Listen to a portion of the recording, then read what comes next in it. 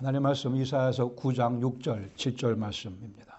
이는 한 아기가 우리에게 낳고 한 아들을 우리에게 주신 바 되었는데 그의 어깨에는 정사를 메었고 그의 이름은 기묘한 모사라 전능하신 하나님이라 영존하시는 아버지라 평강의 왕이라 할 것임이라. 그 정사와 평강의 더함이 무궁하며 또 다윗의 왕위와 그의 나라에 군림하여 그 나라를 굳게 세우고 지금 이후로 영원히 정의와 공의로 그것을 보존하실 것이라. 만군의 여호와의 열심히 이를 이루시리라. 아멘.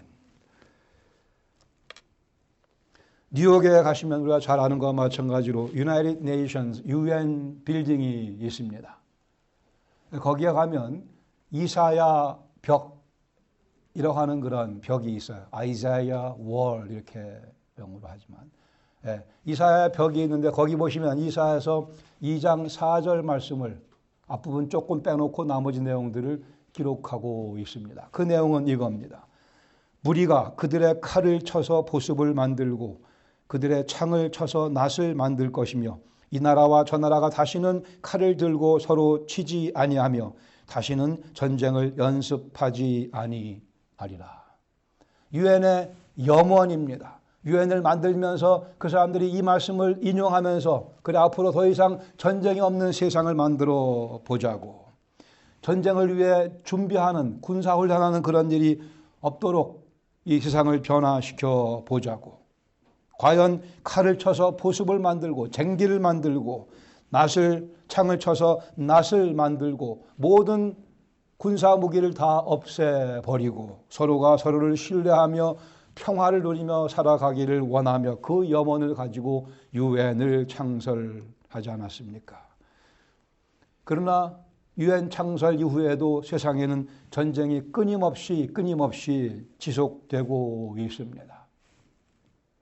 사람들은 무고하게 필요 없이 죽어가고 있습니다. 우리의 욕심이, 끊임없는 죄인된 사람들의 욕심이 전쟁을 만들어내며 전쟁으로 수많은 귀한 생명들을 죽이고 있는 현실입니다. 이사야에 있는 이 말씀은 실상 메시아가 오시면 그가 주실 복의 내용으로 이사야 선지자는 선포를 했습니다. 이 전쟁은 나라와 나라 사이에서뿐 아니고 실상 사람과 사람 사이에도 진행되고 있습니다. 친구 사이에는 물론이거니와 기업과 기업 사이에는 물론이거니와 각 기관과 기관 사이에는 물론이거니와 더 나아가 우리 사랑하는 가족, 부부 간에도 이 싸움은 오늘도 지속되고 있습니다. 피할 수 없는 현실입니다. 우리가 모두 다 죄인이기에 죄인들이 모이면 삐그덕거리게 돼 있고 마찰이 생기고 갈등이 생기고 충돌이 생기게 마련입니다. 예수님은 평강의 왕으로 우리를 찾아오셨습니다. 우리에게는 없는 그 평강을 주시려고 찾아오셨습니다. 오늘은 이사야서 9장 6절 말씀 이어서 계속 나눕니다. 이 본문 가운데 네 가지의 이름이 등장하며 두 개의 신비가 있다고 말씀드렸습니다. 첫 번째 신비는 한 아기와 한 아들의 신비, 100% 사람으로 오신 그리고 100% 하나님이신, 본래 하나님이신 분이 사람으로 찾아오신, 그래 온 우주 가운데 200% 존재는 딱 한 분밖에 안 계시다 말씀드려. 예수님만은 200%의 존재이십니다. 100% 사람이시고 100% 하나님이신, 우리가 다 이해할 수 없는 신비, 그러나 그것이 성경에서 우리에게 계시해 주신 내용입니다. 또 하나의 신비는 우리 다음 주에 같이 나누겠습니다. 그 가운데 네 개의 이름이 열거되어 있죠. 그 이름은 기묘한 모사라, 원더풀 카운슬러라 말씀합니다. 우리의 인생을 신묘막측하게 지으신 분이십니다. 그리고 그의 이름은 전능하신 하나님이라, 그렇게 신묘막측하게 지으신 그 인생을 가능케 해주실 능력을 지니신 분이십니다. 이 현실을 가능케 해주기 위해 가능하게 하시려고 하나님께서 친히 사람이 되어 찾아오신 사건이 바로 이 성탄 사건입니다. 오늘은 나머지 두 개의 이름, 영존하시는 아버지 그리고 평강의 왕에 관해서 말씀 나눕니다. 영존하시는 아버지, Father of Perpetuity, 이렇게 영어로는 번역을 합니다. Father of Eternity, 영원을 소유한 아버지. 이 컨비네이션이 상당히 묘합니다. 영원히 계시는, 아니 영원을 쥐고 계시는, 근데 거기에 아버지라는 표현을 쓰고 있습니다. 먼저 영존하신다는 의미, 전능하신 하나님은 영원히 존재하실 수밖에 없습니다. 기묘한 모사이신 그분은 정의상 본질상 영원히 존재하시는 분이십니다. 시간 앞에 계셨고 시간을 손에 딱 쥐고 계시고 시간 뒤에 계시는, 시간 위에 계시는 분, 영존하시는.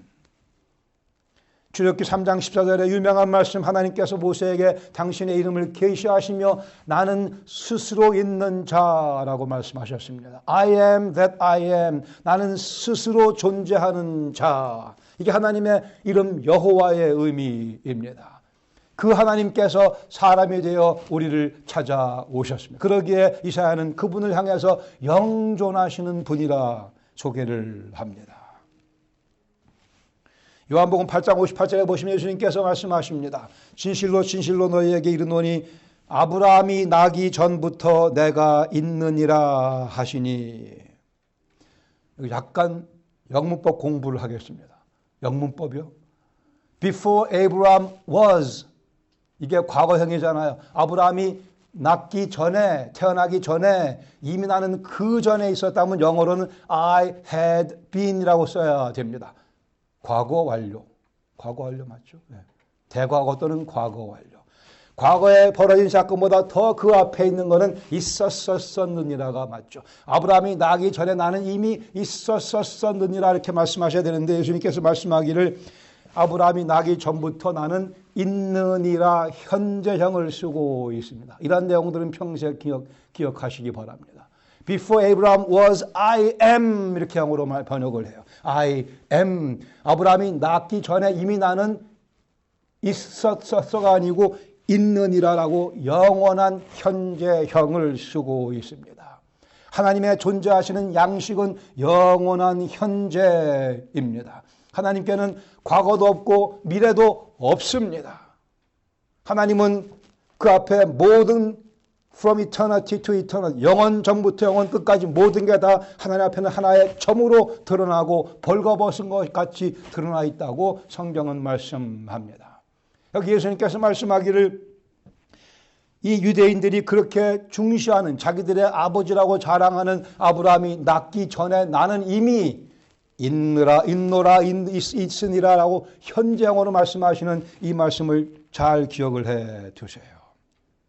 기묘한 모사가 되시는 그분은 영원히 존재하시는 분이십니다. 전능하신 하나님은 영원히 계시는 분이십니다. 하나님께서 시간을 만드셨고 이 여호와이신 그리스도께서 친히 시간을 만드셨습니다. 시간이 원래 없었죠. 하나님만 계시는 상황 가운데는 시간이 없었습니다. 시간의 흐름이 없었습니다. 영원한 현장으로 그냥 계시는 그분, 나는 스스로 있는 자이신 하나님.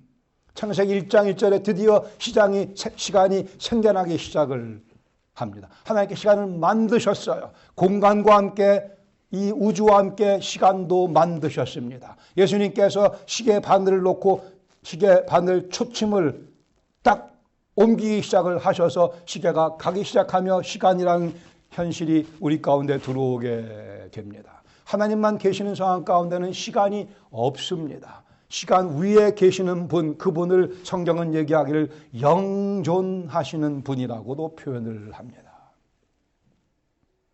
그 예수님, 근데 영존하시는 동시에 뒤따라 나오는 표현이 아버지이시다라고 말씀합니다. 우리를 살펴주시고 우리를 보호해 주시는, 우리를 격려해 주시는, 우리를 응원해 주시는 아버지.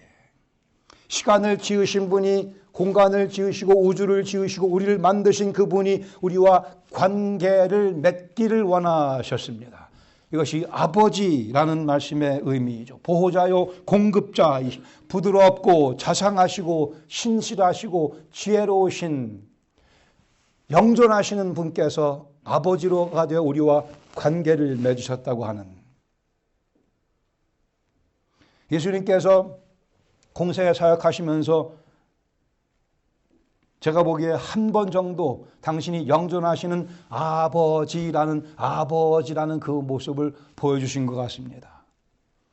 누가복음 8장 48절에 보시면 혈루증 여인을 주님께서 낫게 해주시고 말씀하기를, 딸아 내 믿음이 너를 구원하였으니 평안히 가라고 말씀.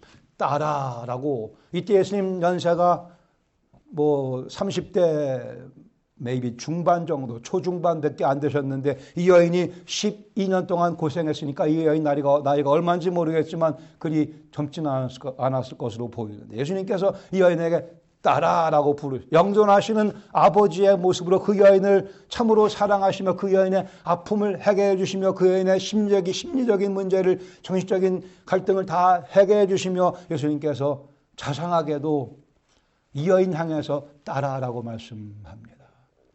당신의 영존하신 아버지의 모습을 잠깐 보여준 장면이라 여겨집니다. 마지막 예수님의 네 번째 이름은 평강의 왕, 왕 중의 왕이십니다. 왕 중 왕이신 그분을 평강의 왕이라고 소개를 해 줍니다. 성경 전체에 걸쳐서 메시아로 오시는, 이 그리스도로 오시는 예수님은 평강의 왕이라고 곳곳에서 말씀을 합니다. 먼저 예언을 본다면 창세기에 이미 예수님께서는 한번 등장하십니다. 멜기세덱의 모습으로 등장하십니다. 성육신 하시기 전에 사람의 모습으로 우리를 찾아오신 사건이 여기저기 구약에 있습니다만, 그 중에 하나가 바로 아브라함에게 멜기세덱의 모습으로 등장하신, 히브리서 7장 2절에 보시면 아브라함이 모든 것의 10분의 1을 그에게 나누어 주니라. 그 이름을 해석하면 먼저는 의의 왕이요, 그 다음은 살렘 왕이니 곧 평강의 왕이니라. 멜기세덱으로 나타나신 예수님 모습을 평강의 왕으로 우리에게 소개해 줍니다. 예수님 탄생하셨을 때 역시 마찬가지로 시므온이 그 아기 예수님을 보며 하나님께 감사의 기도를 드립니다. 누가복음 2장 29절에 주제여 하나님이시여 이제는 말씀하신 대로 종을 평안히 놓아주시는도다. 내가 주의 구원을 보았나이다 라고 시므온은 선포합니다. 예수님 아기 예수를 보고 내가 주의 구원을 보았나이다. 내가 이제는 평안히 주님께로 가겠습니다. 죽을 것을 이제 얘기하며 여기 평안이, 예수님은 우리에게 평안을 가져다 주셨습니다. 사역 중에 예수님께서 말씀하십니다. 요한복음 14장 27절에 평안을 너희에게 주노니 곧 나의 평안을 너희에게 주노라. 내가 너희에게 주는 것은 세상이 주는 것 같지 아니하니라. 너는 마음에 근심하지도 말고 두려워하지도 말라고 하시며 내가 너희에게 나의 평안을 주겠노라. 세상이 주는 평안과 구별되는 평안을 내가 너희에게 주겠노라 약속하셨습니다. 부활하신 후에 예수님께서 사람들을 만날 때마다 하신 인사 말씀이 바로 평안하냐 샬롬이었습니다. 예수님의 오시기 전부터 탄생하실 때 사역 가운데 부활 후에 예수님께서는 그리고 승천하셔서 오늘도 우리에게 평강의 왕으로 우리를 살펴주고 계십니다. 평강이라 함은 하나님께서 계획하신 대로 모든 것이 진행되는 상황, 상태, 현실입니다. 평강이라 함은 하나님께서 계획하신 대로 모든 일이 진행되는 것을 의미합니다. 거기에 많은 방해 공작도 있겠지만 그러나 하나님의 계획은 거침없이 진행되고 맙니다. 하나님의 계획이기에 기묘한 모사께서 만들어 놓으신 그 아름다운 설계도는 아무리 방해가 있다 하더라도 계획하신 대로 진행되어 가게 되어 있으며 그 상태가, 그 현실이 곧 성경에서 말씀하는 평강이라고 하는 것입니다.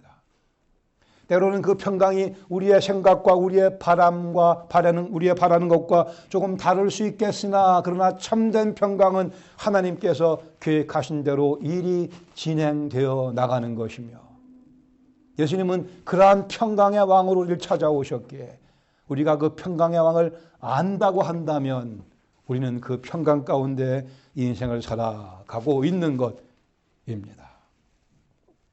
본문 가운데 이 이름을 다시 한번 우리 삶 속에 적용해 보도록 하겠습니다. 다시 한번 내 인생 기묘한 모사께 점검받자고 지난주에 말씀 나눴어요. 내 인생 계획이 아니고 기묘한 모사께서 신묘막측하게 해놓으신 그 계획, 그렇게 나를 지으시고 그렇게 이끌어 가시는 그 계획에 우리의 삶을 점검받아 내가 그 스텝을 밟고 있는가. 두 번째는 내 인생 전능하신 하나님 손에 의탁드려야 합니다. 그 기묘한 플랜대로 계획대로 내 인생이 전개될 수 있도록 주님의 손에 우리의 인생을 맡기자. 세 번째 오늘 나눌 내용 내 인생 영원으로 이끌어 가십니다. 영존하시는 아버지께서 우리 인생을 붙잡고 영원 속으로 끌고 들어가십니다. 영존하시는 아버지라. 영존하시는 아버지께서 영원하신 하나님께서 사람이 되어 우리를 찾아오시고 우리의 아버지가 되어주신 이유는 우리에게 영원을 소개시켜 주시기 위해서입니다. 우린 예수님 만남으로 해서 영원이 무엇인가를 보게 됐고 알게 됐고 경험하게 됐습니다. 우리의 영혼을 소개시켜 주시고 우리를 영원 속으로 끌고 들어가십니다. 시간에 갇혀있는 인생, 그 인생을 시간의 감옥에서 해방시켜 주시며 자유케 해 주십니다. 잘 생각하시죠. 시간에 갇혀있는 인생, 이 땅에서의 인생 마치면 그 문제입니다. 많은 사람들이 이 시간에 갇혀 살고 있지만 우리에게는 영존하시는 아버지께서 보여주신 영원이라는 새로운 장이 아니 본래의 장이 우리에게 주어졌습니다. 원래 하나님께서 우리를 영원히 살게 지으셨습니다. 예수님 믿고 천국 가서 영원히 살든지 예수님 거부하고 지옥에서 영원히 살든지 둘 중에 하나입니다. 우리에게 시작은 있으나 끝은 없도록 지으셨습니다. 영원히 있음을 밝혀주시고 영혼을 천국에 가서 긍정적인 영혼 가운데 찬란한 영혼 가운데 살게 해주시기 위해 예수님께서 찾아오셨고 죽으시고 부활하시고 그 사실을 믿음으로 그렇게 우리를 인도해 주고 계십니다. 시간에 갇혀있는 인생을 시간에서 해방시켜 주시고 이 땅에서의 삶이 전부가 아닌 것을 우리가 알고 그러기에 넉넉하게 여유 있게 이 땅에서 살아갈 수 있도록 해 주셨습니다. 영원히 있기에 시간이 의미가 있습니다. 잘 생각하시죠. 영원히 있기에 요 조각조각 시간, 하루라는 시간이, 1시간이라는 시간이, 1분 1초라는 시간이, 1년이라는 시간이, 10년이라는 시간이 드디어 의미를 부여받게 됩니다. 영원에 잇대어 있는 시간만이 비로소 의미 있는 시간이 되고 맙니다. 우리의 과거가 의미가 있기 위해서는 영원히 있어야만 됩니다. 오늘의 삶이 의미가 있기 위해서는 영원히 있어야만 오늘의 우리의 모든 투자와 판단과 결정이 결실을 맺을 수 있게 되며 의미를 갖게 됩니다. 영존하시는 아버지께서 시간에 갇혀 사는 우리를 자유케 해주시려고 찾아오셔서 우리를 영원 속으로 이끌고 들어가십니다. 천국이 있기에 이 땅에서의 삶이 의미 있는 거 아니겠습니까? 천국이 있기에 이 땅에서 아둥바둥거리고 살아갈 필요가 없는 것 아니겠습니까? 천국이 있기에 우리가 노래 부르며 콧노래 부르며 찬송 부르며 살아갈 수 있는 것 아니겠습니까? 이 천국을 도래시키신 분이 영존하시는 아버지이시며 우리를 손잡고 영원 속으로 끌고 들어가 주시는 분이 바로 예수 그리스도 영존하시는 아버지이십니다.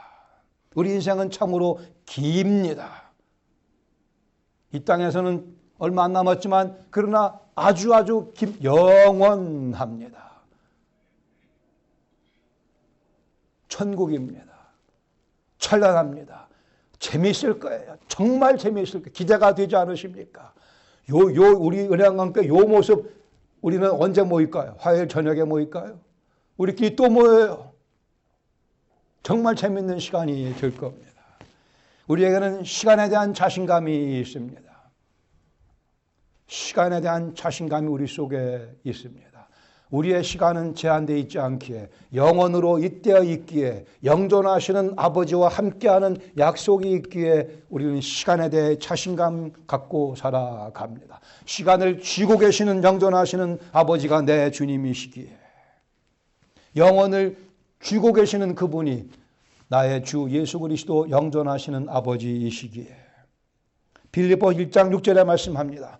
너희 안에서 착한 일을 시작하시니가 그리스도 예수의 날까지 능히 이루실 줄을 우리는 확신하노라. 사도 바울이 자기 인생의 앞날을 바라보며 시간에 대한 자신감을 선포하는 말씀입니다. 내 속에서 이미 착한 일을, 선한 일을, 아름다운 일을 하나님께서 그리스도 예수 통해서 시작하셨는데 주님 다시 만나는 그날까지, 그리스도 예수의 날까지 이 일을 점점 더 아름답게 꾸려나가실 것을 나는 확신한다고 사도 바울이 말씀합니다. 시간에 대해 자신감을 가지세요. 영존하시는 아버지께서 그렇게 우리 인생을 바꿔놔 주셨기 때문이죠. 네 번째, 내 인생 평강으로 넘치게 됩니다. 평강의 왕이라. 지금도 전쟁은 계속되고 있지 않습니까? 지금도 우리 가정 가운데도, 우리 관계 가운데도 전쟁은 지속되고 있습니다. 언젠가는 칼이 쟁기로, 창이 낫으로 바뀌게 됩니다. 그러나 우리 그리스도인들에게는 이미 이 칼이 낫으로 바뀌고, 칼이 쟁기로 바뀌고 창이 낫으로 바뀌는 그러한 평강을 우리는 이미 경험했습니다. 예수님 믿는 순간에 하나님과 우리 사이에 평강이 임했고 그 이후로 하나님의 평강이 우리를 향해서 하나님으로부터 오는 평강이 우리를 지배하는 삶 속에 우리는 들어와 살고 있습니다. 그러기에 내가 전쟁터에 있는지 평강의 자리에 있는지 우리가 확인하며 선택하며 우리의 모습을 바르게 세워야 될 필요가 있습니다. 평강의 왕 그리스도 예수께서 우리에게 생명과 평강을 주셨습니다. 로마서 8장 6절에 말씀하기를 육신의 생각은 사망이요 영의 생각은 생명과 평안이라고 말씀합니다. 과거에 예수님 믿기 전에는 모든 게 다 사망이었습니다. 모든 게 다 죽음이었습니다. 모든 게 다 칠흑 같은 죄악 덩어리였지만 그러나 예수님 믿고 난 후에 생명이 주어졌고 또한 동시에 평강이 우리를 지배하는 특권 속에 우리는 살아가고 있습니다. 하나님과의 평화를 누렸고 이제는 우리 사람 사이의 평강을 즐기는 성숙된 모습으로 주님의 의도에 부합하는 삶을 우리가 살아가야 할 것입니다. 여기에는 우리의 죄의 문제가 다시 고개를 치켜들고 나오는 우리의 욕심 문제가 계속 이 평강을 방해하고 있습니다. 크리스마스를 맞이해서 우리 주님과의 관계의 평강을 모두 다 회복하며 전적으로 회복하며 우리 친구들 사이에, 친지들 사이에, 우리 가족들 사이의 평강을 전적으로 회복하는 은혜를 경험할 수 있기를 바랍니다. 우리 욕심이, 우리의 에고, 우리의 자만심이, 우리의 교만함이 평강을 망가뜨리려 하며 사탄은 이것을 이용하여 주님께서 선물로 주신 평강을 뺏어가려고 합니다. 주님, 제 마음속에 우리 가정에, 우리 교회에 평강 허락하여 주시옵소서. 아니요, 그냥 표면적인 의미에서의 평강이 아닙니다. 우리가 우리 친구에게 줄 수 있는 참된 선물은 내가 그 친구를 인격적으로 존중해주는 참된 사랑일 것입니다. 우리가 우리 아내에게 줄 수 있는 귀한 선물은 뭐 이만한 다이아몬드 그것도 사드리세요. 그러나 더 중요한 선물은 내가 아내를 사랑한다고 하는, 내가 아내를 귀히 여긴다고 하는, 내가 아내를 인격적으로 존중한다고 하는 내 마음 자세가 평강을 누리는 자가 아내에게, 남편에게, 가족들에게 줄 수 있는 선물입니다. 예수님은 평강의 왕으로 우리를 찾아오셨습니다. 그러한 대우를 받을 수 없는, 받을 자격이 전혀 안 되는 우리에게 주님께서 평강을 선물로 주셨습니다. 그리고 그 평강을 즐기라 말씀하십니다. 에베소 4장 3절에 말씀하기를 평안에 매는 줄로 성령이 하나 되게 하신 것을 힘써 지키라고 말씀합니다. 평안에 매는 줄, 그 줄은 바로 다름 아닌 예수 그리스도이십니다. 당신이 친히 줄이 되어 우리를 하나로 묶어주시고 우리 속에 평강이 오고 갈 수 있도록, 관계가 반목과 질시가 아닌, 과거의 모습이 아닌 전적으로 새로운 평강으로 그 가운데 끼어들 수 있도록 평강의 왕께서 우리를 찾아오셨습니다. 우리 과거를 돌이켜본다면 주께 주신 평강이 많이 있음을 우리는 잘 알 수 있습니다. 주신 그 평강 하나하나 감사드릴 뿐 아니고 어디 미진한 부분이 있으면 평강으로 바꿔나가는 그러한 복된 계절이 될 수 있어야 할 것입니다. 평강의 왕께서 우리 가운데 함께 하십니다. 양심의 평강이 필요합니다. 마음과 생각의 평강이 필요합니다. 우리의 의지를 주님의 말씀에 순복시킬 때 그 평강이 우리를 덮게 됩니다. 주님의 선하심에 소망을 두게 될 때에 우리가 우리 사랑하는 형제 자매들에게, 우리 가족들에게 그 평강을 전하게 되며 그 교제 가운데 또 더 큰 평강을, 더 깊은 평강을 경험하게 됩니다. 주님께서 평안에 매는 줄로 이미 우리를 하나 되게 하셨습니다.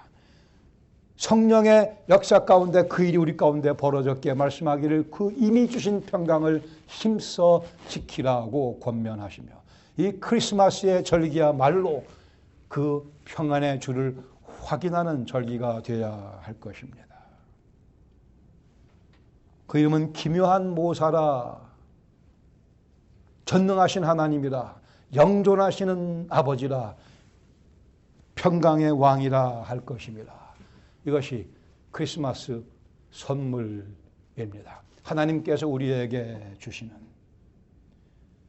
다시요, 하나님께서 기묘한 모사이신 그리스도 예수의 설계도를 우리에게 건네주시며 이것이 그리스도 안에서 너희의 인생이라 말씀하셨습니다.